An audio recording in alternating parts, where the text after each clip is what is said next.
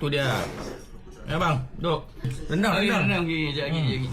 Tadi kita pergi pasar nak beli cili kerinting, no stock. Habis malam? Tak ada. Semalam mana ada lagi? Semalam beli apa? Keras or not lah, but Ha? I try to cook for many hours. Ni daging yang mana ni? I 5 hours. 5 5 hours. jam. Sedap lah dia ni. Keras juga kan? Tak, lembut lah. Okay. Apa dah keras kali? Lembut lah bu. Lembut. Sedap lagi ni. Ambil air kan? Ini dah second round je. Ini kukus tau. Ini really kukus tau.